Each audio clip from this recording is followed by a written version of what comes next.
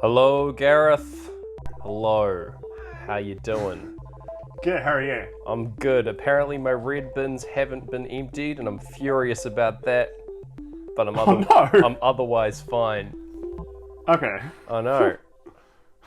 Shocking. The whole street. We got missed. The whole street. Yeah. Missed by the red binman. I know. Was it exclusively red bin week? Or It is red bin week, unless we all Okay. collectively fucked up, which is a possibility. So it could be that we just collectively as a street failed and put the wrong bin out. There's been a yellow bin driver going by, and we've all just missed the boat. He's like a bunch of idiots. Because that's the thing, I don't know what bin week it is. I'm exclusively going by the neighbours. Well, actually, that's a lie. I know the bin week in my place now. Yeah. And because I had to look it up online, and I looked out, and everyone had the yellow bins out, even though it wasn't yellow bin week. Oh no.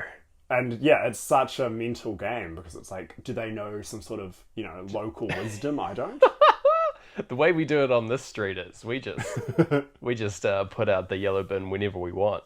It's crazy. We tell the truck driver when it's time. Update from my flatmate though. Apparently they've spotted the bin man nearby, so it could just be in the next few minutes a bin man could arrive and save the day. Should we get him on the podcast, see what he thinks about Clue and Pink Floyd? Well, Clue run to catch up with the sun, but it's sinking. Welcome to Sync Floyd, the podcast where we watch every movie ever made to see if it syncs up with Pink Floyd's 1973 magnum opus, The Dark Side of the Moon, or as it's known in England, Dark Side of the Moon Doe. My name is Gareth Blackler, and with me is the one and the only James Barron. Hello, it's me, Colonel James Barron here, ready to solve a crime mystery? I don't know. We're solving some kind of mystery involving Dark Side of the Moon, right? We're we're coming together and sorting it out. Whodunnit? Who done the sinks, Gareth? Well, Cluedunnit, as in Clue done some sinks, because we watched 1985's Clue. Yeah, Clue. A movie I had not seen before, but Me neither. I was just so keen to see the see our episodes go clueless and then Clue in our feed. I reckon that's just gonna be golden. That's worth it for the episode alone. Oh man. What if we ruin it by putting a bonus episode in between? Oh, what? We just can't do it. We're just not that good at our own job. Oh, we could do it. Oh man, what would we put in the middle? There is a Fast and Furious 9 trailer, which we makes could react to. less sense to me than the actual Fast and Furious 8 did. Oh yeah. There's a big scene where a character comes back at the end of the trailer. I don't know if you can spoil a trailer, but I was just I don't know who you are. No, it's fine. Surely, it's who would have come back? I don't know anything about the Fast franchise, so yeah. We just have to be surprised. Our friend Cypher has a new haircut. Oh, good. I'm glad Cypher comes back. Holy shit. Yeah, That was awesome, my favorite part of the one movie that we've watched from the series, the franchise. But yeah, Clue. Had you seen Clue before, Gareth? I had not seen Clue. I was familiar with the board game, but even then I was more familiar with the Harry Potter ripoff, Mystery at Hogwarts. Oh my god, I didn't even know that existed. What is who's killing people at Hogwarts? Who are your suspects? I don't think it's a murder. I think it's more like a prank or something. I actually cannot remember. Lame. But it's the spell in the room. Not the character. Yeah. Which spell was cast on which unsuspecting prefect, Yeah. Okay. That's fair. Yeah. Are you a big Cluedo guy? I love Cluedo. I've played it multiple times. It's one of those ones that we had as a family. We're big proponents of family game night, which I think was potentially a marketing stunt by the warehouse or something to try and get people to buy expensive board games. But we had Cluedo and we played it quite a lot. It's a good one. It's a good game. Yeah. And I'd heard a lot about the movie. I know that I knew that Tim Curry was in it and crushes it, and Christopher Lloyd, and I was like, that sounds really good. And then I never watched it. So, but now I certainly have watched it. Yeah, Gareth. And it's great. It's it's a movie. Yeah. I mean, there's Oh my some gosh. very of the time shit in there, but we'll get into that, I Yeah. guess. But yeah, Clue. Yeah. Gosh, I guess we should just get into it, right? Yeah, man. There's so much to talk about because it's Yeah. the way we've watched this movie is extremely complicated, and I'll talk about it once we get to the critical point. But I feel like we've done things differently for this episode, and Yeah. there may be secrets to be revealed. So yeah, we'll get on into it. Okay. Here we go. Speak to me, Gareth. Heartbeats Yes. over a dark and cloudy sky. I feel like this is just a regular sky that's been recolored. Doesn't Would not actually be surprised. doesn't look that dark. It's just like clouds on location. Just clear nights, and they couldn't get it. I don't know, but yeah, we've got nothing basically happening over the intro here. Just the opening crawl. Breathe kicks in, not really syncing with much, but we got Tim Curry in his car coming up to the Hill House or the mansion, whatever it's called, the Clue House. Yeah. I think they say Hill House, but I like Clue House more. Yeah, the Clue House. Yeah. He's got like a little key to open his gate, which I think is unusual. There's a lot of like keys and lock motifs, but it's weird that there's like an automatic gate that unlocks with like a regular analog key, which I enjoy. But anyway, his name is Wadsworth in the movie. Yeah. Perfect name for a Tim Curry character. Yeah, he's the butler of the house. And yeah, here he is. Not a canon Clue character. However, we're about to be introduced to a few of those, so it'll be good. Yeah, it feeds like some very cute looking dogs, honestly. These dogs, they're like big German shepherds. They look really friendly, honestly. Yeah. They do some angry barking, but then later shots of them just show them like hanging out in a little kennel, and they look really cute. Yeah. Yeah, I like them. Yeah, like not much really going on. There's a really weird bit where Wadsworth like steps in some dog poo on his entrance, and it's sort of played for laughs in that people like notice it and then check their shoes to see if they've stood in the dog poo. But I guess this is like a mini whodunit at the start of the film. But it's sort of random that it happens at all. I don't think it's that important, but it's here. It sums up this movie in that like it's very, very written. Like everything, there's like a lot going on at any point. Like wordplay, lots of like physical comedy. Like they did not want to give you like a boring minute, so they're going to just put something in there. There is so much going on, so many plates spinning in this movie. My notes look like the fucking Pepe Sylvia scene in that TV show. You know the one. Jesus. Mine are across like several different pieces of paper. I'm like in a movie where it's like someone is getting audited before the computers, and they just drop a bunch of receipts on their accountant's desk. Please help. These are my records. Yeah. Yeah, exactly. You got to get me out of this. They're coming for my legs. Oh my gosh. Yeah. It's worth noting, music. The guitars kick in when the credits say "music by." Oh, that's cool. I like that. There's some good sync there with the breathe, right? Yeah. Yeah, nice. So we get in, Wadsworth just enters the mansion proper inside. All this is a set, apparently, which looks amazing. The Clue mansion is recreated so carefully here, like in terms of theming and everything. Easily my favorite part of the movie is the set. It's so good. Even like to every detail. All the secret passages are correct to the board game, which is amazing. It's genius. So I'm very happy with that. But he's checking in with Yvette, who's a maid, and the cook as well. Yeah. Yvette's having a little dance that really syncs with On the Run, if you ask me. Yeah, just grooving away to On the Run. When we visit her, On the Run starts up actually. Yeah, she's grooving away in a very tight and short maid outfit. Yeah, this is not an accurate maid outfit. This isn't even like where you get a maid outfit from a costume store. This is where you're going to like an adult store for a maid outfit. Yeah, sex shop maid outfit just worn throughout this movie. She's like a French maid, what's more, and it's like, oh, it sucks, really. Yeah. Like, a lot of the male characters are very lechy. about events. Yeah. And it's played. I think it's played for comedy throughout. I haven't really commented on Yeah, it it's very supposed to be much, comedy. Yeah. but it super sucks. It's Yeah.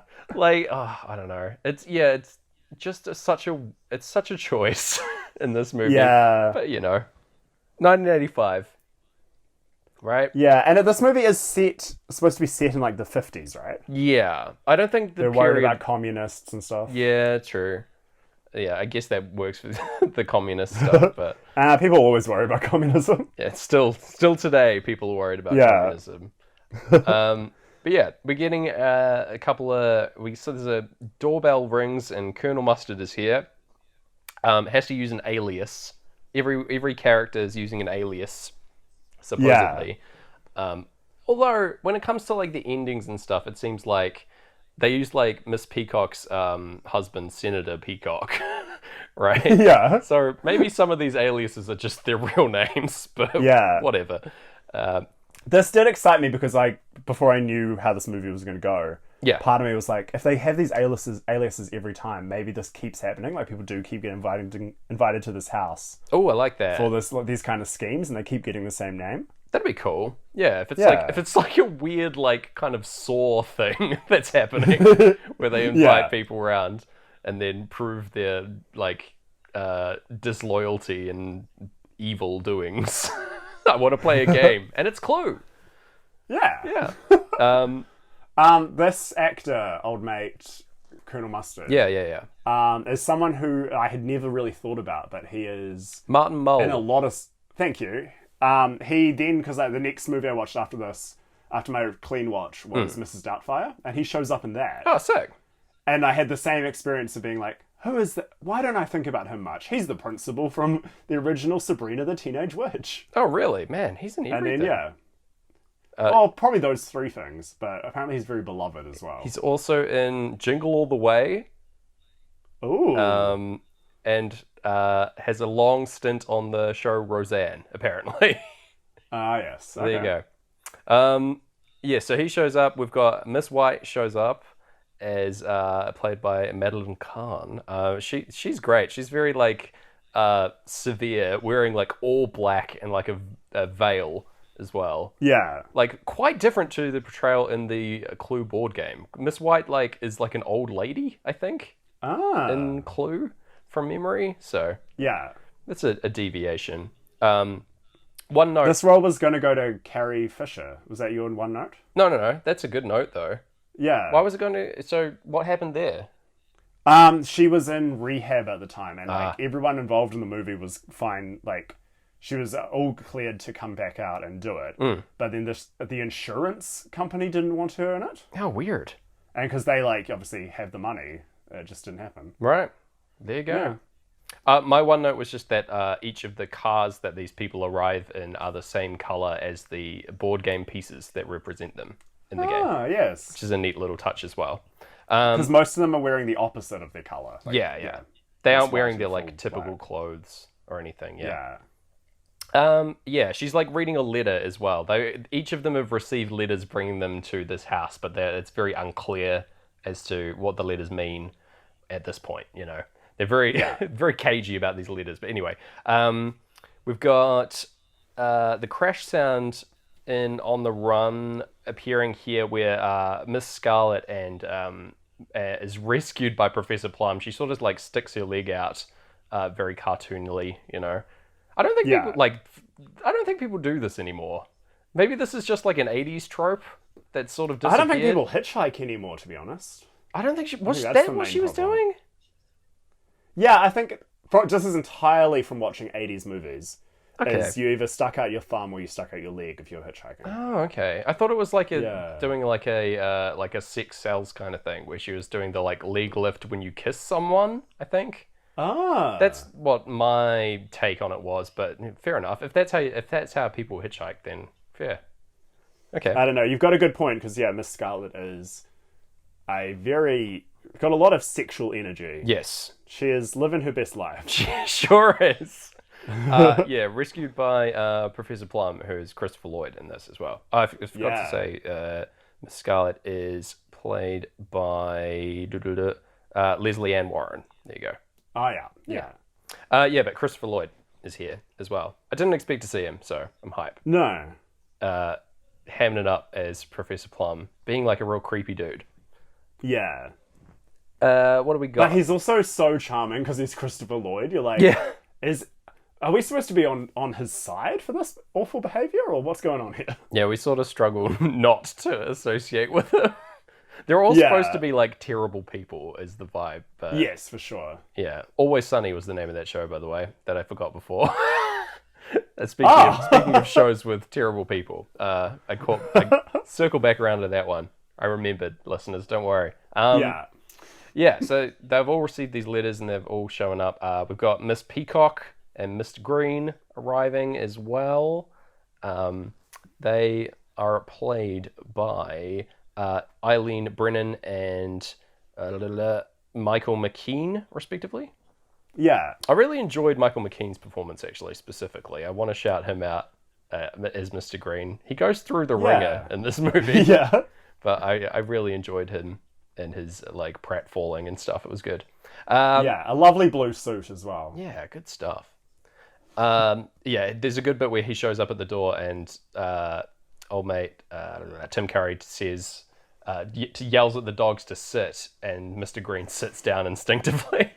Yeah. Which is very strong. Everyone's here at the party, and they go through to the dinner table to all sit around there, the dining room, Gareth. Ah, yes. Yes. They're all creepily leching on Yvette the maid, which is weird. We get in time playing over this. Bit of snappy dialogue at the dinner table, which I'm all about. It's very fun. Like, lots of plays on words just popping off between different characters. Yeah. Mostly coming from Miss Scarlet, actually. The only table setting not filled is Mr. Body, who is not yet arrived a great little bit, because there's the body, right? Is he Mr. Body in the game? I don't actually know. Like the person who's died is always called Mr. Body? Potentially, yeah. Surely. If not, like, it's a fairly weak, like, considering the amount of, like, thesauruses they were throwing into the script. Yeah. Calling the character Mr. Body feels a little weak otherwise. It must be a reference, right? Yeah. The actor's stage name is Lee Ving. Yeah. If that shows you how good, like, the pun game was for this movie. Very strong. Yeah. Yes, we get some very awkward, like, dinner conversation where, because none of these people really know each other. Very weird. Very awkward. Eventually, what happens? Yeah, we get like a couple of minor details here where Miss Peacock says that she really enjoys the meal and that it's one of her favorite recipes. Yes. Important to note. Another really good touch is that Professor Plum introduces what he does for a living, and he says that he works for the United Nations organization, and underneath them working for the World Health Organization, which is you-know-who. Yes. Oh my gosh. Brilliant. Yeah. Get into a great gig, and all these people discover that they all have ties to Washington, D.C. is their first connection. Some of them live there, some of them work there, which is interesting. Finally... This is the moment when I was like, this plot is way too complicated for what it is. Oh, it's insane. Me trying to follow this movie and take notes all the things happening. This is a movie designed to kill me. Like, it was really difficult. I hope that I haven't missed anything. I definitely have, but... Yeah, don't worry. Yeah. But, like, it didn't need to be, like... Because I get... This movie's had, like, obviously it's cult following. It was really badly received when it came out. Its cult following has said it's, like... They believe it's a great mystery novel parody. Yeah. If that's what it was going for, it did not need to be this complicated. Everyone's in Washington, but everyone has a pseudonym. Yeah. But then Mr. Body shows up. Yes. And nobody knows him. He's just been invited. He wasn't the one who invited them. No, he's not even the host. He's like, he's also been brought here. Even the butler of the house doesn't really know what's happening, but he kind of does. I don't know. Yeah, he got a letter as well. as what we're supposed to believe at this point. Yeah, which makes no sense. Like, No. but anyway. Hey, come do butlering at this house. Yeah. Anyway, he rocks up. Everyone sort of gives Mr. Body the side eye when he comes in. He's got this great like black suit on. He's pretty good. Yeah, it is really cool. It's said that he's here to put an end to some unfortunate liabilities. Is the dialogue. It's very strange. But yeah, as you say, he's not the host of the party, which is it's just an added layer of weirdness. It would be so much cleaner if he was, but yeah. Okay. Anyway, they adjourn from dinner to the study, Gareth, and there's a note left on the desk for Wadsworth to read out. Mr. Body's not happy about this. He just tries to get up and leave. Another weird wrinkle here. He like runs to the front door and Wadsworth's like, it's locked, you can't leave, all the doors are locked. And then he tries to like get out the conservatory, but there's a scary dog. Yeah. Notably and a lot of rain. Yeah, notably a different breed of dog, what's more. Yeah. It's so weird, but there's a scary dog in the rain and therefore he can't go out. Whatever. Do rich people just have like front door dogs and then side of house dogs? Different dogs, yeah. Different breeds for different zones. Yeah. Your house. Different entrances. If you walk past a house and there's a Rottweiler by the front of it, you know you're living with fake rich. Bloody idiots. Yeah. Fools. New money. So weird. Anyway, yeah, I don't know why it's a different kind of dog from the dog that we've already seen, but sure. Yeah. Yeah, maybe they just couldn't get the dog back. That dog had a busy schedule. Issues with insurance. Couldn't get the dog on payroll anymore. And asking too much. Those dogs, they were just like, we'll be in our trailers. You know? Oh, poor boys. The dog in between those scenes got blacklisted for being a communist. Oh no. Tragic story. Oh, yeah. Communist dogs. Yeah. Anyway, it was years until that dog could be credited again. Oh, so sad. And his work was so good. Dog Hollywood is even more cutthroat than regular Hollywood. Oh, that's not even a joke. I bet it is. Yeah. Like, if your dog messes up once, like pees on one thing, it'll never work again. Oh no. I hate that now. Oh, sorry. You know, like in a, you know, then you can retire off its money off being in, that dog money. The musical. A live action Broadway version of Up. I want to see that. That's great. Yeah, same. I would love that so much. That'd be awesome. If the Shrek musical is anything to go by, I reckon they could really do the old floating house justice. Yeah. You know, with a bit of Broadway magic. Be pretty sweet. Yeah. Sort it out, Broadway. Looking forward to it. Up. Yeah. The musical. Yeah, so the crew all get together and they like reconvene after this outburst from Mr. Body. They have some brandy. Wadsworth says that he's got to reveal that they're all being blackmailed. That's another thing that they all have in common as we get into the end of Great Gig. And as we go into money, we're talking about all the different ways that these people are being blackmailed, which I think is a pretty sweet fit, honestly. Like, getting money, they're having to pay the money to Mr. Body, as we'll find out eventually. But yeah, Wadsworth's like going around all the different people and revealing their secrets and why they're here, what they're being blackmailed for, basically. And I've written it down. Yeah. I've got it here. Oh, good. Mr. Plum, his medical license has been revoked after he had a relationship with a patient. And therefore he is paying money to like cover that up within the World Health Organization, otherwise he'd lose his job. Miss Peacock takes bribes and manipulates her husband, who is a senator. So she's been like taking bribes, quote, in men's bathrooms to manipulate her husband. You know, she denies it tooth and nail, but so she's here, so it must be true. Miss Scarlet runs a brothel, very proud of it. Amongst these people. She's got various like cops on the take to keep it under wraps. But yeah, the secret's gotten out apparently, and she's gonna get shut down or whatever. Her one's kind of the loosest because she seems like really keen to talk about it. Yeah, and apparently everyone in Washington knows about it. So I can't see why whoever's doing the blackmailing would be like, oh, but I know about it too. So I'll shut you down. And she's like, okay, whatever. Colonel Mustard frequents said brothel Yes. while working at the Pentagon. And so he's been caught in compromising positions. There's photos of him at this brothel and doesn't want that getting out, otherwise he'll lose his job. Miss White had an ex-husband who mysteriously died under mysterious circumstances. Is it revealed here that he was a nuclear physicist? I don't actually know, but he was. Maybe, but yeah, either way, he died and apparently was very surprised. She's like, it was a bit of a shock for him when he died. Yeah. And it's like really heavily implied that she did the murdering.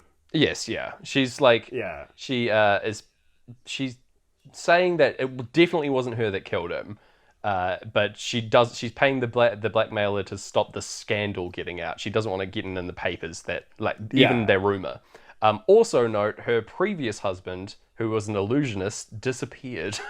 Yeah. Which is... And it's like, as the movie goes on, she mentions more husbands who have died. Yeah, just and, like, boyfriends and stuff. Adds many more husbands. She has a line later where it's like, how many husbands did you have? And she said, mine or someone else's. Yeah. Which is pretty good. Mr. Green gets up and reveals himself before Wadsworth can to be a man who works for the State Department who is also a homosexual. That's verbatim what he says. Yes, he's not shy about it, but he needs to keep it a secret lest he be fired on security grounds, apparently. Different time, the 80s. Very homophobic, apparently. But there you go. Yeah, because then it's like a lot of jokes where the male characters move away and all this stuff. And even like that's one of the ones that Tim Curry's character, Wadsworth's like, oh God, like really shocked by. Yeah, right. Like this is one of the worst ones for him. It's like, oh, okay. Yeah. Good-o. It's all pretty icky. Yeah. And then, finally, Mr. Body is revealed to be the one who is left, and he's the one who is blackmailing them all. Yeah. So there's a bit of a scuffle where people run up to him, like put him in a headlock and like kick him in the nuts and stuff. Poor Mr. Body. But Wadsworth says, don't worry about it. The police are on their way. We can all reveal to the police Mr. Body's been blackmailing all of them and he can go to jail. It's all good. Don't worry.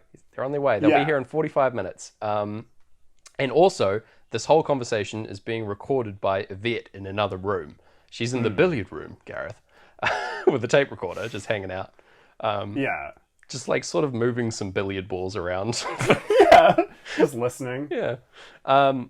But apparently, there's a weird line here about audio recording not being admissible as evidence. And I don't think that's true. It might have been at the time. I don't really know. But I feel like it should be. Yeah. Right? You think that would be the most evidence. Yeah. Anyway. Or is that something... No, yeah, because people wear a wire all the time. Yeah, right? Yeah. Whatever. Anyway... Sorry, we're not around. We weren't around in the fake 50s or real 80s. Yeah, so we don't know. It's true. It's impossible to tell. Anyway, Mr. Body doesn't care about any of this. He's pretty confident that it's all going to be all right. He brings in his suitcase, which is full of a bunch of wrapped presents for everybody, and he hands them out. And each of them have a murder weapon from the board game Clue, Gareth, inside. So there's a rope, a wrench, a knife, a revolver, lead pipe. What else? There's one more that I can't remember. Candlestick. Yes, of course. Yeah. And not really a spoiler, but all of those do get used throughout the film. Yes, which is good. So he's handed them all a deadly weapon. I always thought the candlestick was a really weird choice for murder weapon, but... Fair enough. It's something you'd find in a mansion, so I kind of get it in that context. But yeah, you could definitely murder someone with it, but like if there's a gun, you're right. I don't know. There's better choices. The rope seems really complicated, and even when it does get used later on, it just feels like way too complicated. You just had to honor the fact there's a rope in the game. Yeah, you just sort of got to do it. Like, oh well, it is weird. But yeah. He hands them all out, and as we're transitioning out of money, we're cruising for a bruising here, Gareth. All these murder weapons are on the scene now. Us and Them starts up, and we open them all up, and Body reveals that anyone in the room could kill Wadsworth now and none of these secrets get out because Yeah. Wadsworth has the only key to the house, and he's also the only one like not implicated in this whole thing. So if they Yeah. kill him, they could all walk away and it'll be fine. And that's why he's handed these out. And so he goes over and flicks the light off, and he says, "If you kill him right now," and then flicks the light off, and we hear a gunshot, and suddenly we flick the light back on, and Mr. Body is dead on the floor. Yeah. Lying. Well, actually, we hear Pink Floyd. Yeah, but- well, we see a gunshot. There's like a muzzle flash or whatever, you know. yeah, So- we're hearing us and them. Yeah.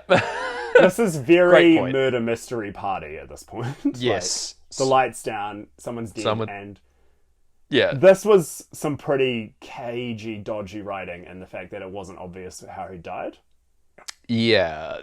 Yeah. One of them's a gun, so it's like... Yeah. They- Or even the knife or something like that. The rope would have been obvious as well. Yeah, they sort of have... Yeah. Some people are automatically eliminated. Yeah. Poor Professor Plum, who was handed the revolver, is prime suspect, obviously, because he's shot. Yeah. The gun went off in the dark, you know. But he goes over and checks the body. He says he's dead. Yeah. And also, he points out that he didn't shoot him. There's no gunshot wound on Mr. Body. In fact, he shot a vase on the nearby wall. So he points that out to to say that it wasn't him. Yeah. They suspect it could be poison brandy, Gareth, which Yeah. is weird and also not a murder weapon in Clue. So we know, the audience, that isn't true. Yeah. And because of this, Miss Peacock, who's been drinking the brandy, just starts screaming. To which Mr. Green takes her over to the couch and slaps her across the breast, not the face. Very weird. Nah, don't like it. No, it's no good. And he says, "I had to No. calm her down." It's like, what? Anyway, yeah. So she was screaming and is now calm. Suddenly they hear another scream, and they all rush to the billiard room. And of course, it's Yvette screaming in there. Yeah. And she says that the murderer is one of them, and she is frightened because there's a murderer among them, and she also drank the brandy, the cognac. So she's worried about dying of poison as well, and that's why she screamed. Yeah. And of course, she was listening on the tape to everything. That's why. But it's quite funny. Yeah. Very. I did think, like, is there a tape delay? Why does she scream so late? But then, don't worry, the film's got us. The film takes care of us for that. Got it covered. Yeah. So yeah, Wadsworth takes the tape with him back to the study and reveals that he too was being blackmailed by Mr. Body after his wife got involved with socialists, Gareth. Yeah. Huge gasp from the crowd. Yes. And then Mr. Body, Wadsworth starts, holding back tears. Yeah, it's like that. This is the worst crime of all. It's so funny. Yeah. He says that also that Mr. Body determined that each of them were un-American, and that's why he was blackmailing them. Yeah, because nothing's more American than blackmail. Yeah, than profiting off of a situation. Oh, crazy. Yes, yeah. There's a great line again that he was going to report his wife, Wadsworth's wife, to the Un-American Activities Committee, which is a great thing. Yeah. Great that exists. Yeah.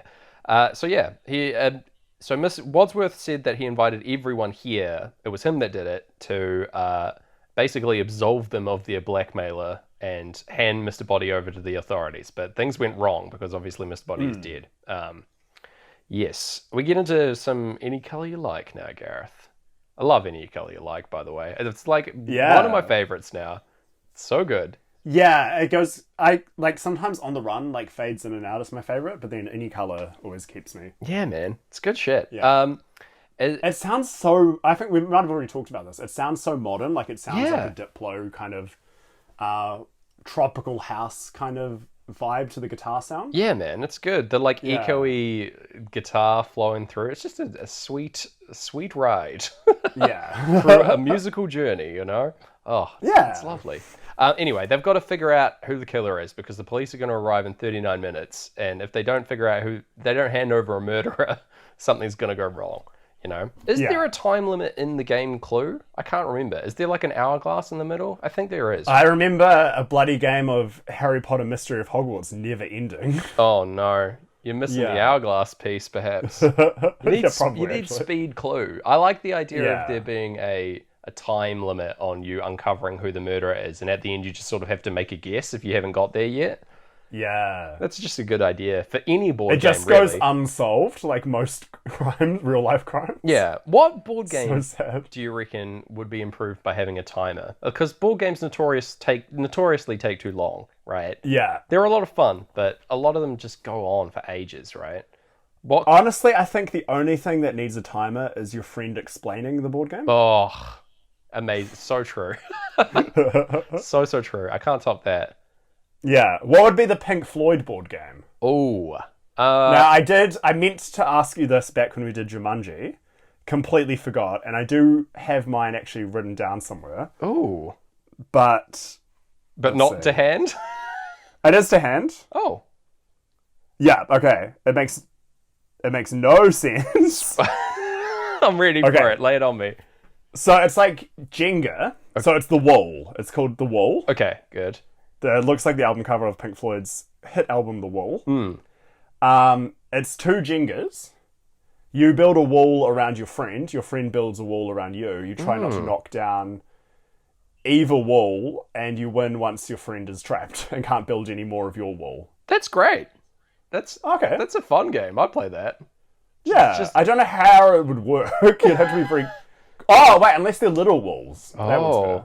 No, wait, then how do you trap your friend? I'm imagining like giant ass Duplo blocks that you're placing. Yeah, down, you know. I want you to be trapped in a Jenga tower by the end Yeah, of it. that's the dream, right? Yeah, Oh my it's God. actually a plot for like parents. They get their kids to play in it, and then the kids are quiet because they're stuck in the Jenga towers. Yes. Just shut them in their towers, and it's like, I guess the game's over, and then just leave them there for a little bit. You know, it's like Sleeping Yeah. Lions. You know that game where you just get the kids to like get them to pretend to be sleeping lions for a little bit, and whoever does it the best, boy, they're the winner. You know. Yeah, But man, whoever's the quietest and stillest. that is the game that definitely does not need an hourglass function to like time Yeah. it out. You know, just that game can stretch on ad infinitum as long as you want. Yeah, Oh man, my pitch. For the, Oh, yes. for the old Dark Side of the Moon board game or the Pink Floyd board game. It'd be Dark Side of the Moon theme for me. that's It's great. a regular playing board game, but it's only got 10 spaces, and each of the spaces are a song on Dark Side of the Moon. Like it. And you Love just go round and round in a circle over and over and over again as a movie plays in the background. Oh, And hold on. whoever's completed the most rotations by the end of the game, or by the end of the movie, wins the game. Yeah. That's my pitch. So do you roll the dice to move, or do you just like move at random? Yeah, just one dice, one 6-sided dice. Yeah. It's a journey That's so around. good. That's like the cornflakes of board games, like other than the movie side of it. Sucks so bad. It's like worse than Snakes and Ladders, which I feel like is maybe the like proto board game. Yeah. You know, you're just going from one end to another. Oh, I would also like a board game based on the kerfuffle they had with the cover of Animals, where the inflatable pig got away. oh, I like that. So you're playing a board game. Let's just make it the same cornflakes board game where you just roll the dice and move those squares, and that's it. Sure, yeah. But the board itself is a rapidly inflating pig. Yes. Like you've got to whoever's got the furthest by the time the pig is floated out of your window wins. How do you even tell? It's an honor system. If the board game has disappeared out of your window, how do you tell the winner? That's great. That's a great way to sell board games. Yeah, Oh, and man. ruin the environment. Unless all the pigs are trained to come back to me, and then I deflate them, repackage them, and sell it again. Ingenious. How do you train a pig balloon? I don't know. It's full of bees. Yeah, it's for the boffins to work out. Yeah, exactly. Great. Well, we'll be releasing some of those as merch, no doubt, in the future. Yeah. If old Pink Floyd let us do that. We just rebrand everything to Sync Floyd and it'll be fine. Yeah. Yes. So, yes, time limit on solving the murder. Good-o. The only other potential person in the house that could have done any of this is the cook. So they all rush over to the kitchen, only to find her dead in the meat locker with a knife in her back. Yeah. Person holding the knife says it couldn't have been them because they dropped it when they fainted. It was Miss Peacock, I believe. Yeah. They very unceremoniously drag her body to the study. Lots of Yeah. body dragging in this movie. Actually, it feels Weirdly, it's not so much this scene, but one later where the Pink Floyd playing did make me feel like these people are being awful to these dead bodies. Yeah. But when you're watching the movie itself with all its like mischief music playing, it's just like, oh yeah, it's Probably fine, yeah. Yeah. A more mouse hunt kind of relief there, Yeah. same kind of vibe. Yes, so they prop them up here on couches and stuff, and yeah. Unfortunately, when they get back though, Mr. Body's body is gone. He's not there anymore. This is an extra convoluted thing that really didn't need to be in the movie, but hey, it's here. Yeah, so they presumed that he wasn't dead at all and was sort of faking it, and so they all go look for him. Mrs. Peacock at this point has excused herself to go to the bathroom, and brain damage starts up as we see her going to the bathroom, and Mr. Body's body falls out onto her. He's been re-killed. Needlessly complicated. This time, so complicated, so silly. This time he's been killed by the candlestick, which has been propped up above the bathroom door, and it falls on Wadsworth's head. Very silly. But why? Why do they have to use the same guy twice? It's so weird and needlessly complicated that he would pretend to be dead and then like hide away and come back. It makes very little sense. Especially to be the next victim, like if it was way later and maybe if he got a chance to still be alive and he's like, the person who tried to kill me was, and then bonk or something. Yeah, that would have been much better. Yeah. It had that payoff. Like they do that a little bit later with the vet and it is much better. But yeah, man, it's just so complicated. Yeah, so here they arrange the bodies on the sofa, like propped up around, and Wadsworth makes the call to lock all the weapons away in a cupboard, which is a good plan. You know what? Yeah. Get rid of them, and he's like, I'll hide the key, it's fine. But they all want him to throw away the key, Gareth. Notably, in the song, Lock the Door and Throw Away the Key is a lyric. Yes. Has played slightly before this scene. I'm a little bit frustrated.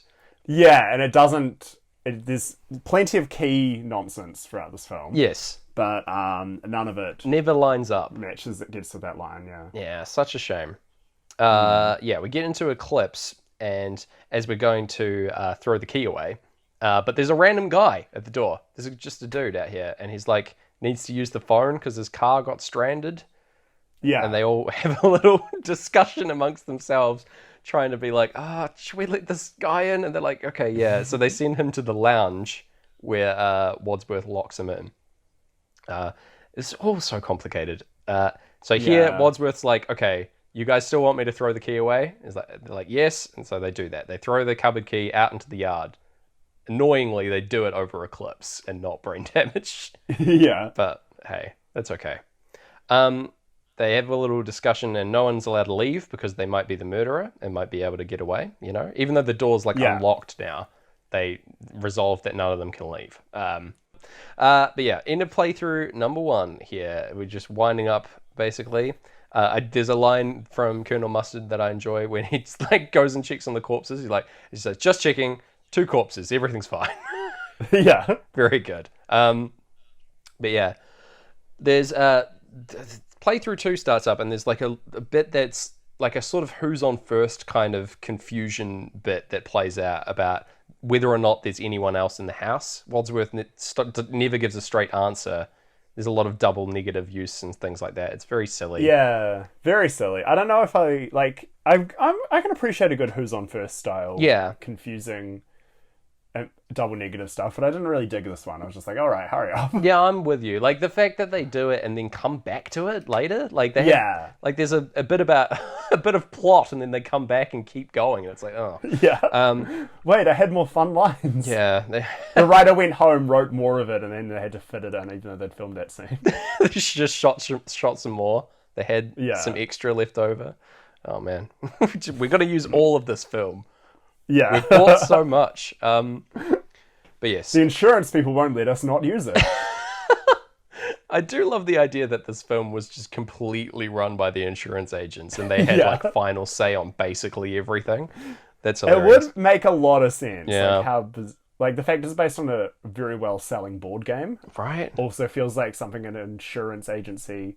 And no shade to the creatives and insurance agencies, by the way. Okay. If anyone knows my history working in them, but like lots of creative people, but like it does feel like not the creatives, like some sort of underwriter being like, well, Yeah. it's a very safe bet. People like board game. Here is movie. Movie board game. It is the first one, so that's fairly Yeah. innovative, right? Like, Yeah, and one of the few, really. yeah, well, this paved the way for Jumanji, which we've covered, and then, like, Yeah. I guess Zathura. Oh yeah, but both of those were reversed. They were short stories that then they made movies and then board games. Ah, Yeah, there was Battleship. yeah. I wanted to steer clear of Battleship.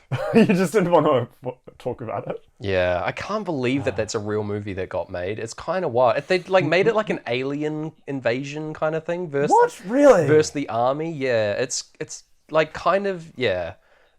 Oh, and it has Rihanna in it. It does have Rihanna in it. Maybe it's my new favorite movie. Maybe. I hope Anyway. she does a song. Anyway, I just want her to sing about battleships, and she's like, Yeah. E7. Yeah. Be great. Yeah. So we're getting Breathe as. That's a game that needs a timer, by the way, if it doesn't. Oh my god, Battleship.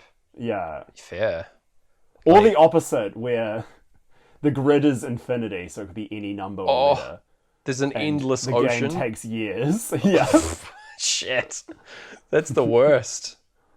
I think that's what they call like World War, where they're trying to find like secret subs, Oh my god. Yeah, Breathe. Playthrough 2. Here we go. Yeah. We got the Colonel suggests that they split into pairs and search the house to find out if there is anyone else here that could have done it, because they're wary of that. There could be a secret murderer hiding in one of the rooms. So it was kind of unclear to me on the first play that that's what was happening here, but it leads to like a sort of Scooby-Doo sequence where they search the house. Yeah. There is a good line here, again from the Colonel, about having a... if you're making an omelette, you have to break a few eggs, and then Miss Peacock responds, then why is the cook dead? Which is amazing. Yeah. But yeah, they draw lots to determine their partners, a classic move. With the Yeah. world's... This is a classic move. Oh, sorry, you're probably about to say it too. The world... This is the... No, you go. Go for it. I actually might be saying different things, so I think I know what you're going to talk about. All right. What are you saying? I feel like you're about to talk about how they're the world's longest matches. Yes. Right? Yeah, those matches are so long. Like, safe. Yeah, I'll give true. you that. Massive, So though. safe. So big. Anyway, what were you going to say? They really make a meal out of this. They explain the whole way that you chop matches or straws or something. Oh, yeah. And they show you it in full detail, then explain it to you, then slowly show everyone drawing. Yeah, it's a really extended sequence, yeah. In Yeah. case, like, somehow this is more complicated, more explained than the concept of Clue, the board game. Yeah. Like, if I'm Oh my explaining gosh. how to play Clue, I'm not going to spend ages talking about drawing lots, Gareth. It's like, I feel like I'd anything- spend less time. Yeah, this movie is the Drawing Lots adaptation, not the Clue adaptation. For real, though. Oh my god. Anyway, yes. Like, it's also interesting because this was, they do, like, it's one unbroken shot as they draw them and see Yeah. what team they're in. And I've put interesting in heavy quotation marks. So they actually did just draw them by picking up the matches, remembering where in the hand they were. Right. That's kind of So cool. there's no room for error. But, like, I thought the reason they made such a meal of this was that they were going to, like, it actually was randomly selected and the writers had to work from that. But nah. That would have been cooler, honestly. Yeah. But no, they're like paired for most comedic effect, really, I Yeah. think is the deal. But it's lame. The pairings, in fact, are Colonel Mustard is with Miss Scarlet, Mr. Green is with Yeah. Yvette, Wadsworth is with Mrs. White, and Professor Plum is with Mrs. Peacock. So there Yeah. you go. Creepily, Professor Plum goes over to Miss Peacock and says, "It's you and me, honey bunch." I hate that. Yeah. It's so pointless and such a weird thing for Christopher Lloyd to say. Yeah. Oh, I would want to know why this is in the movie. It's so weird. It's like right at the end of this long shot. It could be an ad lib, but it sucks. Yeah. It's the worst thing. It's probably one of those things he just ad-libbed it because he knew they had the take, but because he kept moving and the camera was following him, they couldn't cut until he was still, and that's probably when he immediately says it. Oh, And then they're stuck using it. oh, it's so bad. Anyway, Yeah. it's in the film. They go off and then they search their respective rooms based on the length of their matches, just so you know. Oh, yes. Yeah, for anyone else that might be in the house. Over On the Run. We're getting some real Oogie Boogie vibes, Gareth, as they're Yeah. exploring the house. Very Scooby-Doo, and I love Scooby-Doo. Yeah, So. it is very Scooby-Doo, absolutely. Yeah. There's a great bit with Yvette and Mr. Green standing at the stairs to the attic being like, you go first, and Mr. Green's like, all right, I'll go first, and then neither of them move. Yeah. And it's just a long shot on them, which I really enjoy. They eventually cut back to them, and Yvette does this really ungainly walk up the stairs as well, which I love. But yeah, everyone's very suspicious of their partnered pair, obviously, because they might get killed, which is the key worry here. Yeah, the entirety of On the Run plays as they don't actually go into any of their rooms. Yeah. They all just cowardly or like scaredly stand by the door. Yeah, awkwardly around. And then, Yeah. we get the crash sound, and that doesn't really align with anything other than them being scared. Yeah. And same again with the clocks going off. It's sort of just Miss Scarlet going over to check behind a curtain, and that's it. Yeah. Yeah, it's not great. Not a great showing for our talking points in the album, you know? No. Ugh, God damn it. We get a shot of the police car rocking up on the house who's investigating this stalled car outside with nobody in it. Yeah. So not the police that have been called. It's just a guy. Just a who knows random- that the car was. random cop nearby. Yeah. Traffic cop or something. Meanwhile, we get a couple of shots of a gloved hand burning all the evidence from the notes and the fire and the tapes and everything. And they also unlock the cupboard with the weapons, Gareth. This Yes. creepy gloved hand. Who could it be? Very The Sting vibes, honestly. Yeah. Same kind of deal. Or like Speed Racer. Didn't Speed Racer have a glove? Did it? Like a weird glove. Oh, man. One of those kind of like very much like a 60s cartoon, like the glove. Yeah. Oh, I'm thinking of The Spirit, actually. Sorry, Oh. way different. A movie we haven't covered, or I haven't seen. We've never mentioned The Spirit. Oh my god. I forgot all about The Spirit. And I'll never mention The Spirit again. See ya. Goodbye, Spirit. Just blew through our podcast. Yeah. Oh. Anyway, yeah. So who could this mysterious person be? Anyway, there's a secret panel in the fireplace rotating around. And Yeah. this gloved attacker comes up and kills the driver guy who Yeah. with the wrench here in the lounge. Gareth. Write it down in your little book. And the Colonel and Miss Scarlet immediately find this same secret passage where the murderer has killed this person and gotten away. What's more, somehow, Yeah. with the door being locked. Amazing. Yeah. They end up in the lounge with the dead body, freak out. Everyone else sort of runs out and hears them screaming. But of course, Wadsworth has lost the key in this transition. He doesn't have the key to this door anymore. Someone's taken it. And he tries breaking down the door with his shoulder charge, and it fails. Yeah. Very great physical comedy here. Good stuff from Tim Curry, honestly. Yeah. He from here on in the movie, he's so manic, and it's really fun to watch. Oh my god, this honestly. is when you're getting what you paid worth. What's worth? What you paid for with a Tim Curry. Like, Absolutely. I feel like I thought we'd be going into this with an hour of solid how much we love Tim Curry, but we've been very restrained. It's true. I do love Tim Curry. I love Tim Curry too. He's bloody great in everything. Do you have a favourite Tim Curry role? Absolutely, yes. It is him as Long John Silver in Muppets Treasure Island, Gareth, Oh yeah. where he hams it up yeah. so much surrounded by Yeah. Muppets, and it's the greatest thing recorded to film. I will say this. I don't think anyone's been with the Muppets and not looked really cool and good. Hell like yeah. Jason Segel Yep. and was it Amy Adams? Yes, Amy Adams, I think. Great in that recent think Muppet that's right. movie. Michael Caine and Muppets Christmas Carol. Even I used to Yes. I couldn't sleep really well as a kid, and the Muppet Show was on really, really late. So I'd come down at like Yeah. 1 a.m., 2 a.m. and watch like old Muppet Show episodes from the 70s. Prince and Nice. Johnny Cash were so Whoa. good on the Muppet Show. Like, that made me a Prince fan. That put Prince on my radar. Hell How yeah. good he was. Oh yeah. man, I'm gonna have to look that up. I want to know what Prince was They- doing on the Muppet Show. They dare him or something to write a song about a breakfast, and then he's like, oh, I can do any song, and they're like, all right, write about my breakfast. It's raspberry beret or something like that, and he just like turns to the camera with his amazing Prince like pouted lips and raises an eyebrow, and it's just like, I was like, I will now worship at the Prince altar for the rest of my life. Show me his symbol and I will etch it on my forehead. Yeah. Yeah. Oh my god. Amazing. I need to see this now. And Johnny Cash counts in his songs by going 1, 2, a boy named Sue. So good.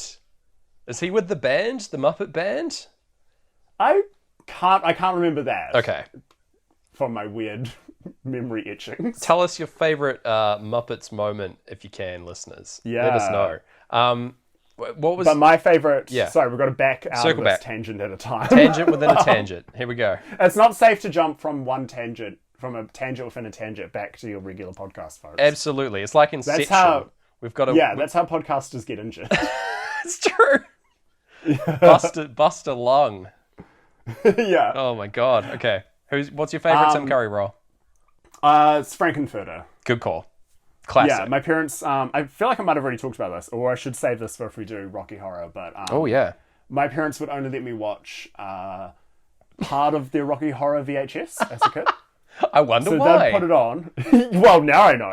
They'd put it on and would get up to Time Warp. Yeah. And then sometimes would get into Sweet Is it Sweet Transvestite? Yeah. I think Yeah. I feel like there's the song about the Frankenstein in between, the like his rock son that he makes before Rocky. That's after. Oh, yeah. that's 'Cause after? Okay.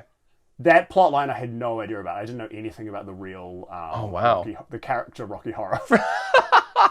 So yeah, I genuinely thought I'd seen the whole of Rocky Horror Picture Show.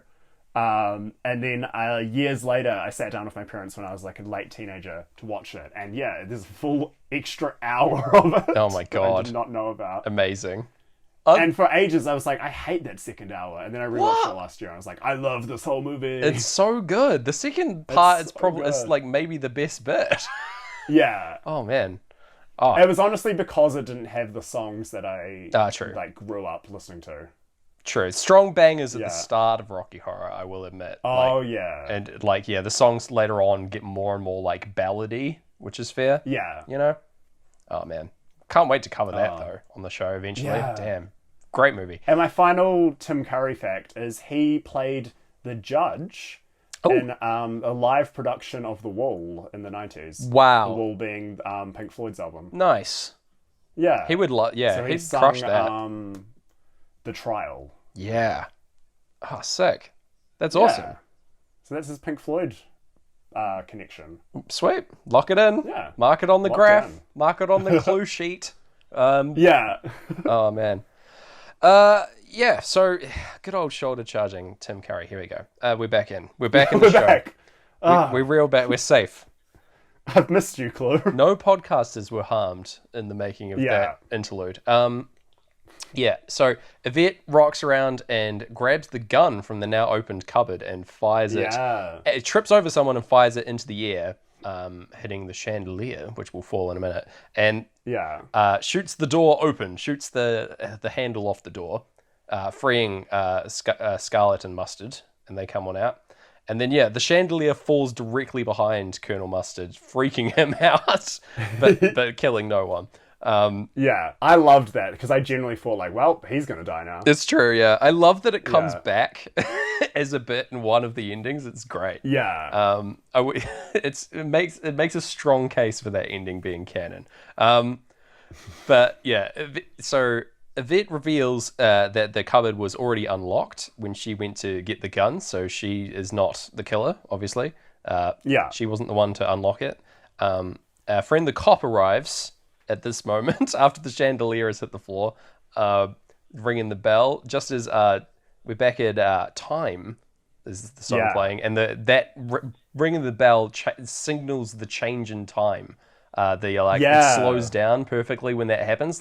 It's cool because it makes everyone like look to the door, and you just like get into the smooth, slowed down bit of time. It was sweet. I like that. Yeah. Good. Oh my gosh, I forgot to mention the best thing. Oh, I shit. was still thinking about Muppets. Oh no, circle back. When the chandelier does fall behind Colonel Mustard, Pink Floyd sing "Come Up Behind You Again." Yeah. Nice. Yeah. That is a good sync. Oh. Hey, thanks. Woo. So our boy, the cop, is here. Everyone denies that anything suspicious is going on, except for Mr. Green, who is like, yes. Yeah. I do really enjoy his like yes and, while everyone else is like no, nothing to see here. It's very strong. But yeah, there's another good bit from Tim Curry where they're running out of rooms where they can send people. Yeah. So he like stumbles over different rooms. He's like, no, I can't go there. Go to the library. Just wait there. And so it sends him off there, locks him in. And there's suddenly the house gets a call from someone that we don't know. And the cop answers it because he's in the room with the phone. Yeah, one of the only rooms still with a phone. So weird that this plays out this way as well. I think it's like so that it isn't revealed about who's really on the end of the phone to the audience or something. I don't know. It's weird, but yeah. Who is on the end of the phone is the head of the FBI, J. Edgar Hoover, who probably was the head of the FBI at the time. I don't know. Yeah, that probably is to date when it's supposed to take place. Yeah. But I know nothing about J. Edgar Hoover. Neither do I. A lot of these jokes I feel like would have played a lot better in the 80s where people had heard of this guy. Oh yeah, he definitely would have been in the 50s because it was set. He died in 72. Okay, yeah. So he was the FBI head at the time period the film's set in. So, but I feel like people would have like maybe known about it, right? Like Cold War stuff, etc. So now we've got to talk about the worst part of the movie, which is what happens next. The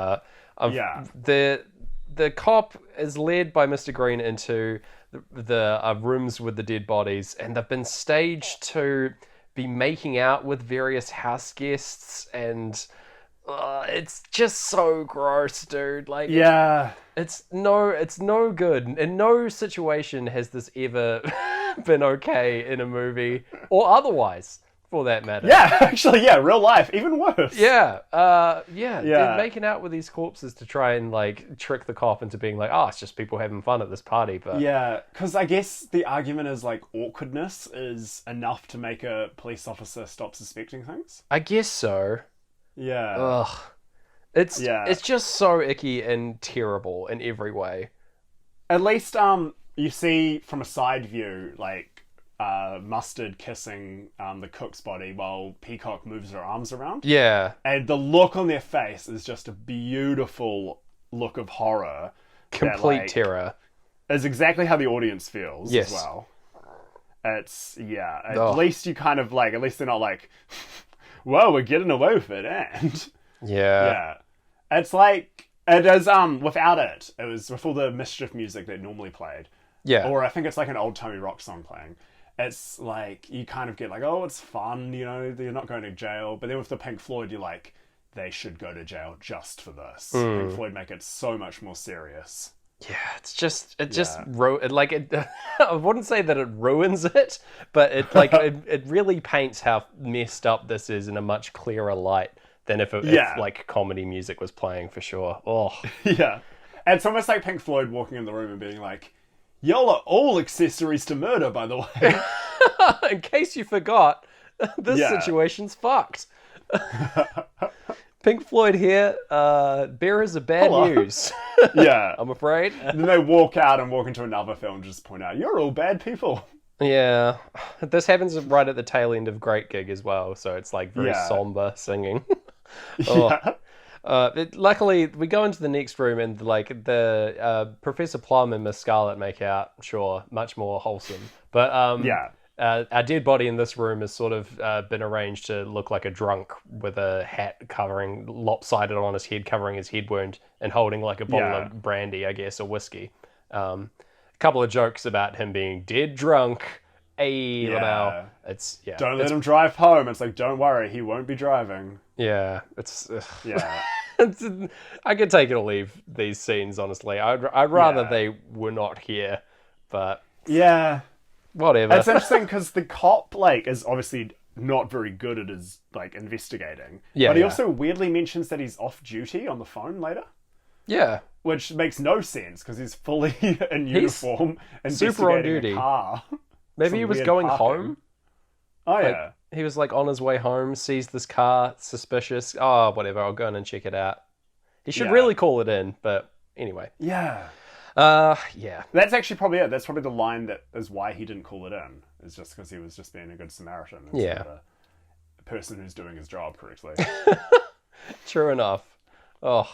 We're going to move on from this horrible, macabre scene. And Wadsworth has had dialogue on the phone. He's caught up with Hoover on the phone. And just basically a bit of back and forth between the cop about like being very surprised that nothing illegal has been spotted by the cop. Whatever. Yeah. So they send the cop in so that he can call in the situation with the driver. With the car that's empty. And they split off back into their peers again and explore the house over money. It's weird that they do this twice, but you know. It's weird it's split up as well. Like, I don't know. Yet another needless complication in this. Yeah. But yeah, they're like, okay, everyone, let's get back to playing the game of Clue. Yeah, exactly. Yeah. The Colonel Mustard and Miss Scarlet find yet another secret passage, something that lines up again with the board game. And meanwhile, someone else, a gloved mystery person, goes and turns the lights out in the house at the main breaker. Yeah. And we get shots of everyone being spooked in the dark. This is all very Scooby-Doo as well. People being frightened by like banging open windows and stuff like that. Very funny. And yeah, Yvette is talking to someone that is off screen for us, and she's saying, "Oh, I was spotted by someone who knows me," and then she gets murdered with the rope. It pulled forwards into the camera, basically. Very weird. Again, as you say, kind of like lassoed almost with this noose. Yeah. This is when I was like, the rope is a terrible weapon. It's in your contract to use it. Yeah, it's a really crappy murder weapon. She also loses her terrible French accent for this scene. Oh yeah, maybe it goes to show that she was like undercover the whole time or whatever. She was in on everything. But yeah, the cop also gets killed with the lead pipe. A good bit with the lead pipe pressing down the hang up button. I don't know what it's called on the phone. The receiver. No, the receiver's the thing you talk into. I can't remember what that little button's called. We're young. We use cell phones, and even then, we just use them to record podcasts. Definitely used a rotary phone before, though, or like a phone like this, where like you press a button down to hang up. But I just don't know if that has an actual name. Anyway, that happens. I just proved myself to be such an idiot, but whatever. That's all right. If anyone tries to correct us, they're old. Yeah, take that, boomers. The doorbell rings inexplicably again, and there's a singing telegram girl who's singing away who gets shot with the revolver because it's the only remaining murder weapon not used. Great. Yeah, this is definitely like a last-minute addition to the plot. So weird. Anyway, again, a very like cartoony thing that's happening.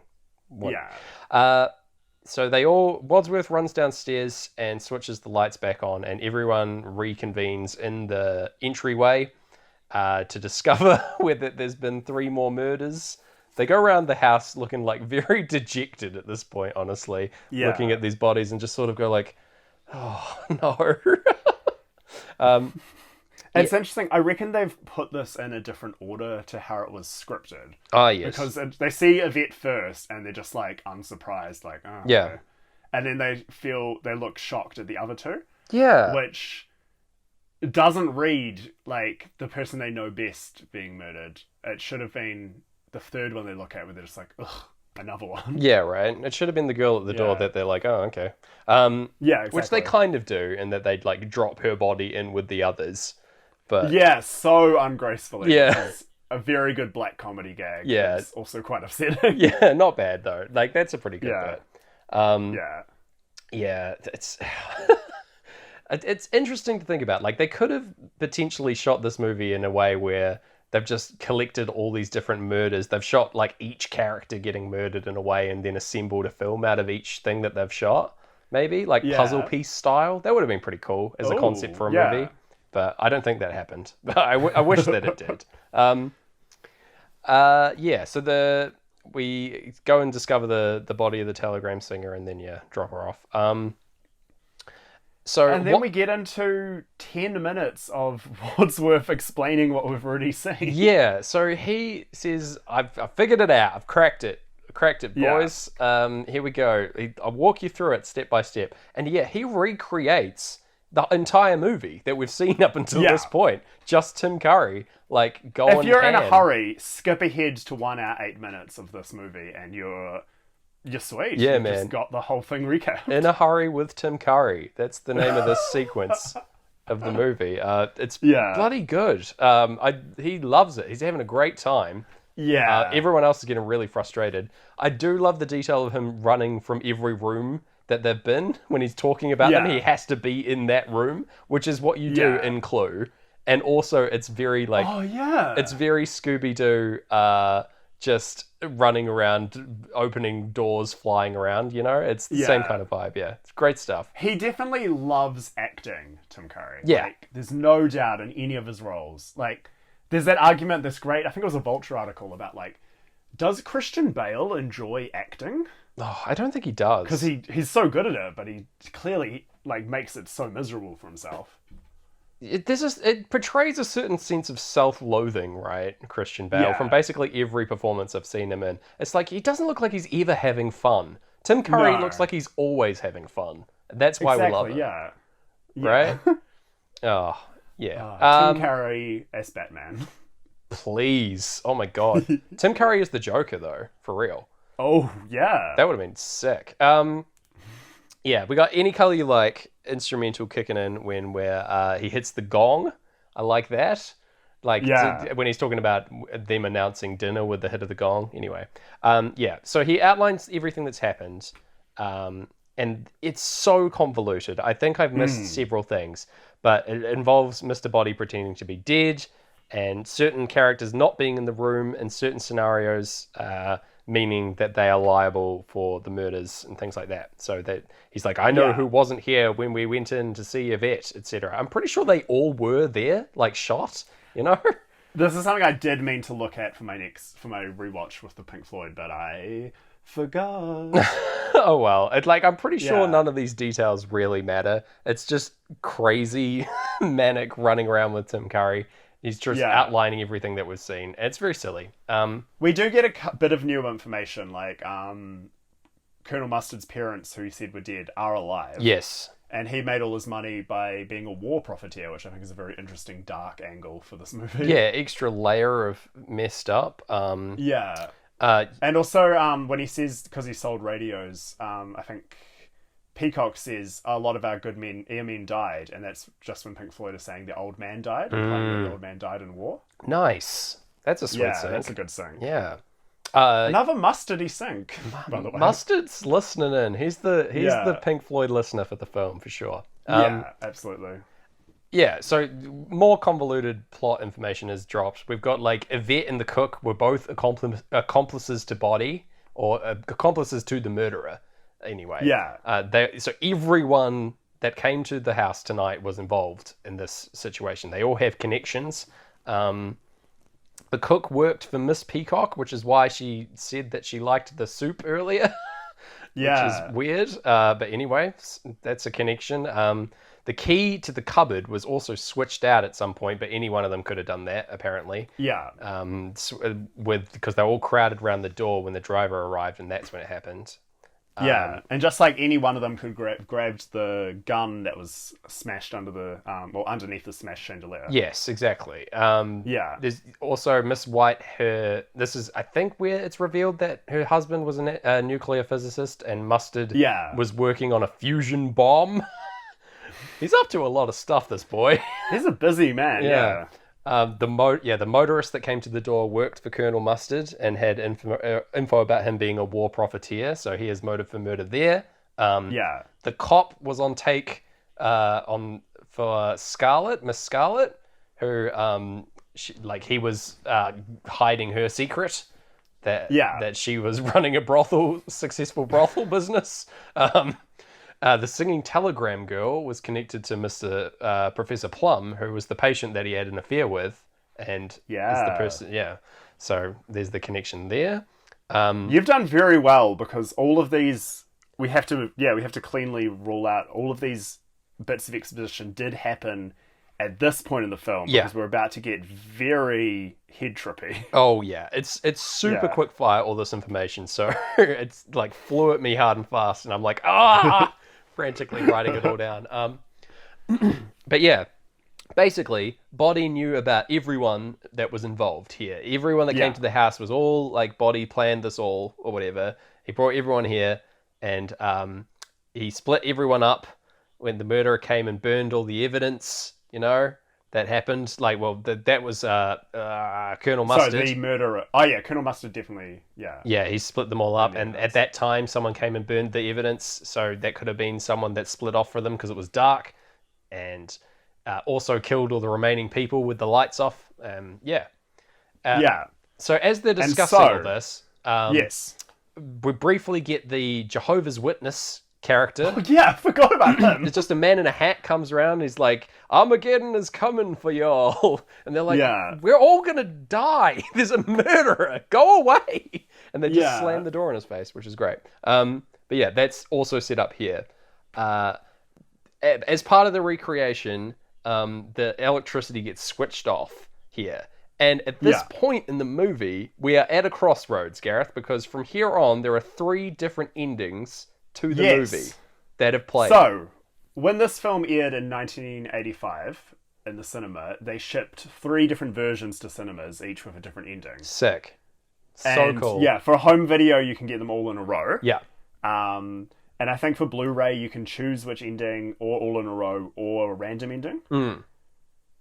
That's crazy. We wanted to give you the proper Clue sync, because who would we be if we didn't honor these different endings? Because this is how they wrote the film initially.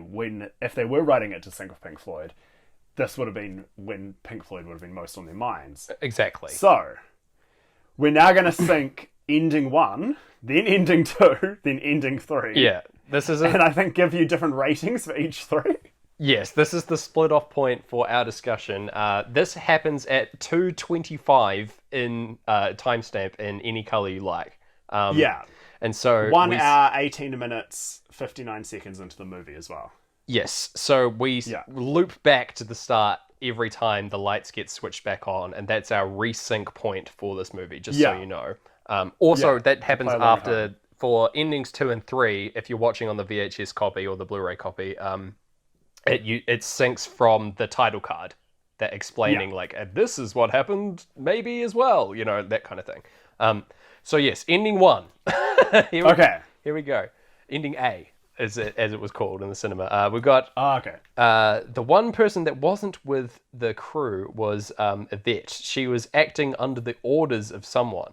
So she did the first couple of murders. She murdered Mr. Body in the dark, and then also murdered the cook when masked by Miss Peacock's scream. We get into brain damage, and we find out that it was Miss Scarlett who Yvette worked for. She was one of the prostitutes, presumably. And she committed the remaining murders. She killed Yvette to guard her secret, and the cop, and also the singing telegram girl. And there you go. She did all the rest. As proof, she reveals the revolver that's missing inside her purse. So she's the one. She aims to basically continue this blackmail scheme for her own gain from now on. Basically, she's... Yeah, because even though, it was an open secret that she ran a brothel, her real power is secrets. Yeah, absolutely. Which I really enjoyed. Yeah, it's a good. I like that take on this ending. Honestly, Yeah. it's pretty sweet. Yeah, she's gonna bully them for their blackmail them for their government secrets and information rather than their money. And also in this ending, of course, communism and being un-American was a red herring. It was a trick. Another great little pun. Yeah, very good. That loses a lot when you hear it 3 times. Yes, anyway. it's true. Yeah, NB. The red herring is always communism in each of the endings, which is a good bit to carry through, I think. But yeah, the joke doesn't land that well if you hear it. It would have been funny in in the 80s at like leaving the cinema, but when you just hear it 3 times, you've seen the same comedian working on his set. Yeah, open mic. It's kind of weird. A lot of the same jokes actually carry over between these endings as well. So yeah, that's true. It's kind of interesting. But poor Wadsworth, of course, doesn't have any government secrets, so he is the only loose end remaining and will get shot by the revolver. But did I count 5 shots or 6, Gareth? Because this revolver, Wadsworth's pretty sure that there's been 6 shots fired, so it's all good. Yeah. He's not worried.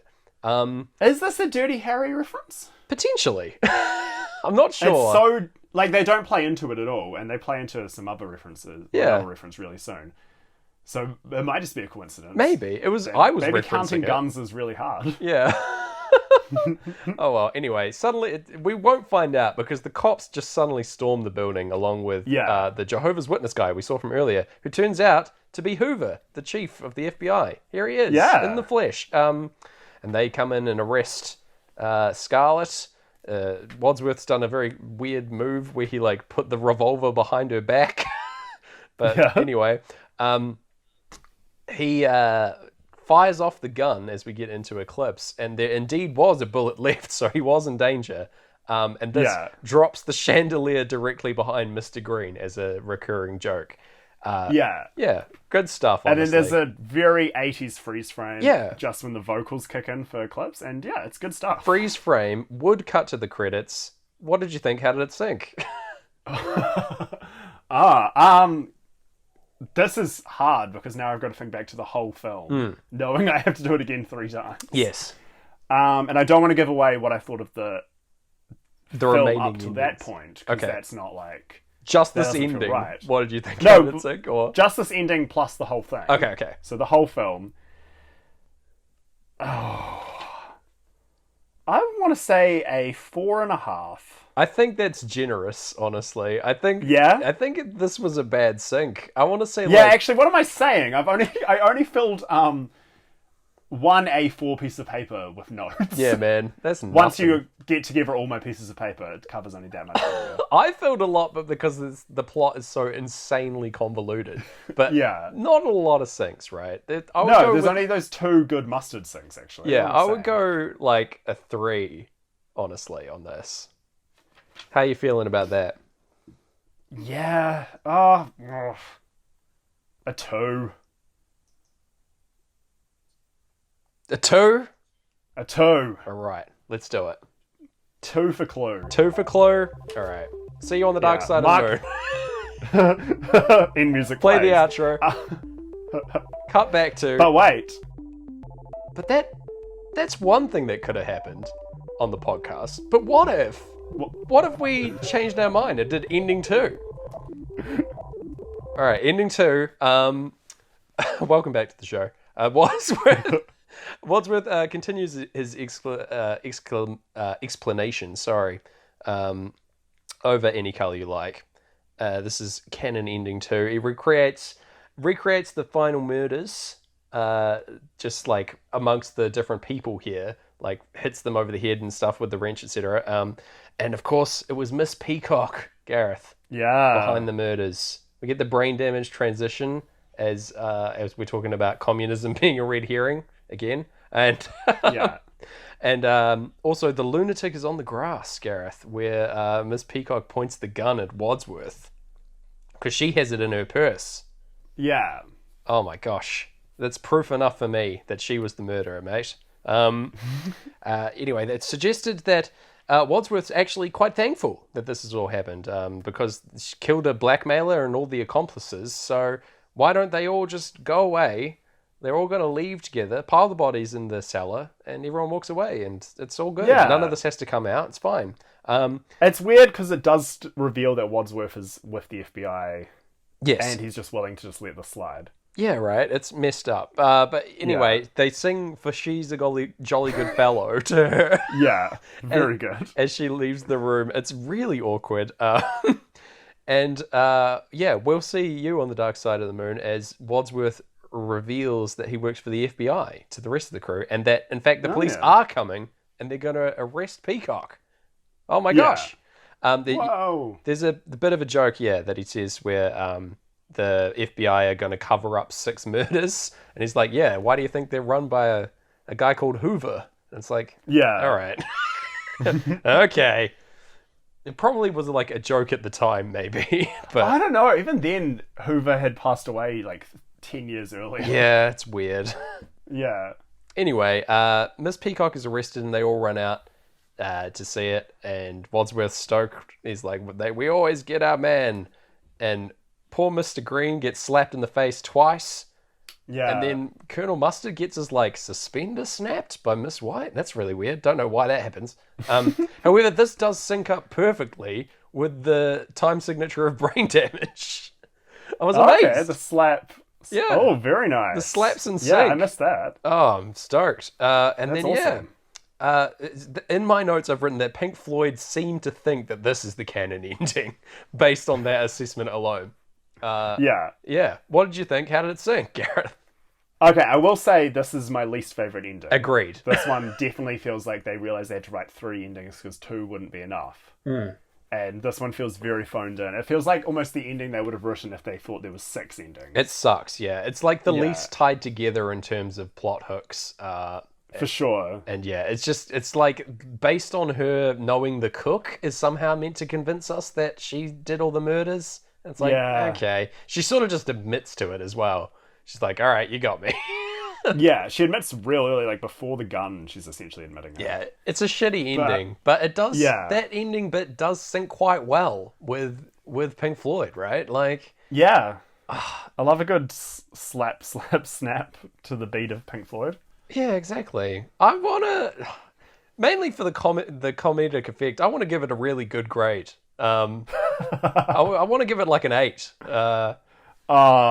I can't in good conscience as a science go up to 8. All right. Snap, snap, slap.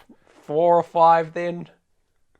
Yeah, let's give it that 4.5 I was teasing the movie with earlier. All right, sweet. What do you mean earlier? 4.5? Oh, sorry, in an alternate universe. Yeah, surely. Okay. All right. I guess that's the show. We'll see you on the dark side of the moon. See you on the dark side of the moon.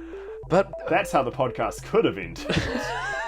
But what if there was a third ending to the podcast? All right. Any color you like, Gareth, over the ending here. And yes, electricity is switched back on, and all the people involved have committed murders for their own reasons, Gareth. Yes. It's crazy. Each character has done 1 murder apiece. Yes, Mr. Plum, Professor Plum, sorry, killed Mr. Body. You don't honour that he's a professor anymore. Fuck no, he's discredited by me and by who? Yeah. Miss Peacock killed the cook because she had info about her life, and she was previously her cook. Mustard killed his driver because he had information on him. Miss White killed the lights. She was the one that shut the lights off, and also then killed Yvette with the rope because she was the one who was having an affair with her husband, and she was jealous of that. Weirdly, in this ending, we get we get a stumble. It's like she does like an ad-lib, Miss White, about flames on the side of her face. Yeah. This is the weirdest little monologue, and it was ad-libbed. I looked this up. It's so strange and so meandering, but it's kept in the film. I loved it, but it does not... It suits a very different film. It does not suit this incredibly overwritten film. It's mental. I love it. It's it's so strange.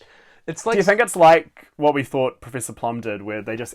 due to like a film thing, they had to keep the camera running? Potentially, so they had to use it? I believe it, yeah. Like, it feels like Twin Peaks dialogue that's just, like, snuck its Yeah. way into this film. It's very enjoyable to me. Just wanted to comment on that. Anyway, back to murders. Miss Scarlet Yeah. killed the cop because he had information about her brothel business, and Wadsworth shot the singing telegram girl. What? Why did Yeah. Wadsworth has the gun? And he shot her because he's the real Mr. Body. And it's the last remaining loose Yes. end. And it's like, what? And so Professor Plum is really pissed off about this because he just shot his butler. Turns out the Yeah. real Mr. Body was among them all along. And that he's managed to kill off all the informants in his own little blackmailing ring here. All these people have managed to do it for him. And so he's like, aha, ha ha ha, it's And my now he's got grand extra plan. dirt on them. Yeah. Yeah. So he's just going to keep blackmailing them. And Mr. Green is the only one who hasn't been implicated in anything. And he busts out a gun of his own and shoots Wadsworth / Mr. Body Yeah. in a daring maneuver. Even Wadsworth himself is bloody impressed. Yeah. He's like, damn, good shot. You got me. And he keels over and dies. It's great. Yeah. Mr. Green. And then the police storm the building because... Yeah, Mr. Sorry. Green reveals himself that he was part of the FBI.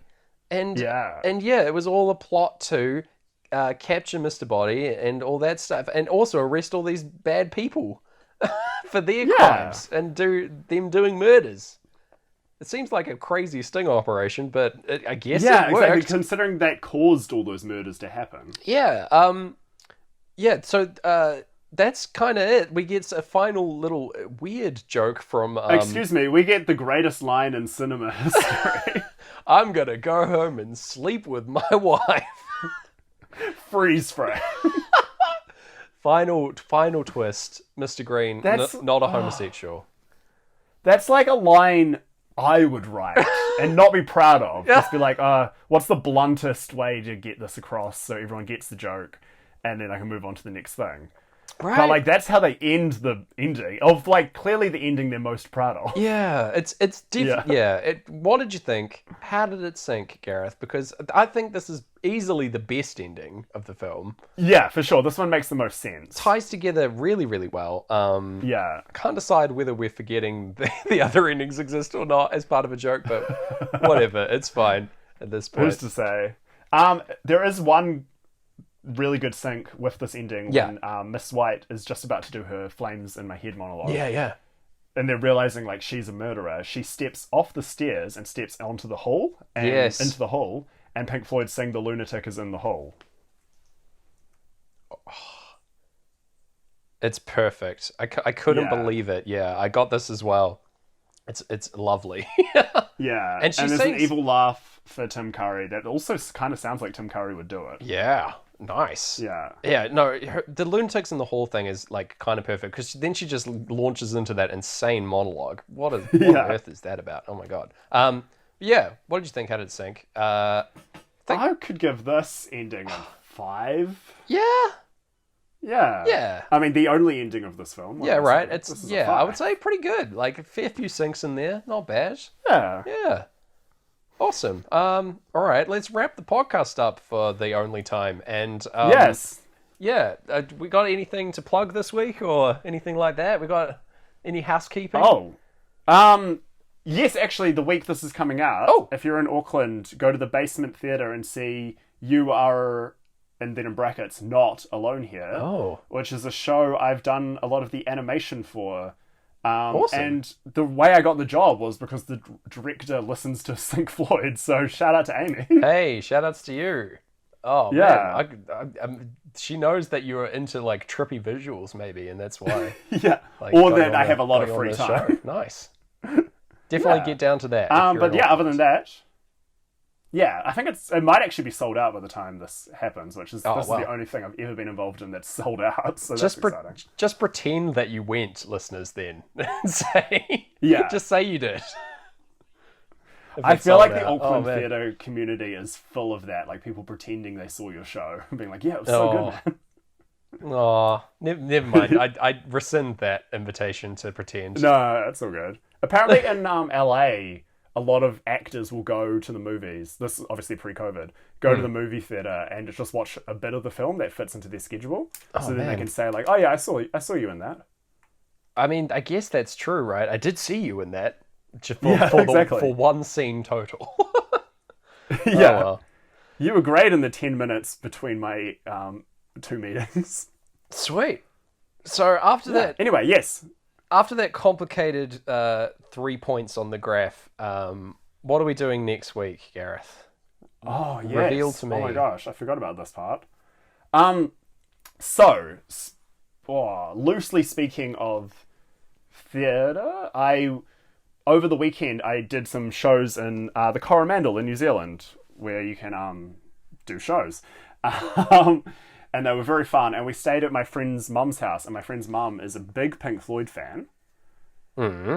To the point where she has a Pink Floyd themed car, and she also had a book called like The History of Pink Floyd or something like that. It was clearly unofficial, and it was just everything Pink Floyd did in order, essentially. So I found the Dark Side of the Moon page, and I was really struck by how it felt like they'd created a monster, really. Like they were just going about their lives. They, lightning struck and they created a monster. And then in the book next to that, there was 1001 Movies You Should See, and in that book was Frankenstein. So let's watch 1931's Frankenstein. Oh man, that description was as circuitous as the movie Clue. So I love that. Hell yeah, Which edition of Frankenstein are we doing? Sorry, I think it's definitely got to be the very first one, 1931. All right, Boris Karloff. I believe it doesn't have a score, so you could probably watch it with audio if you want, listeners. Oh wow, awesome. Yeah. Okay. Oogie Boogie next week then. I'm looking forward to that. Yeah. Until then, I guess, right? I'll see you on the dark side of the moon. I'm gonna go home and sleep with my wife.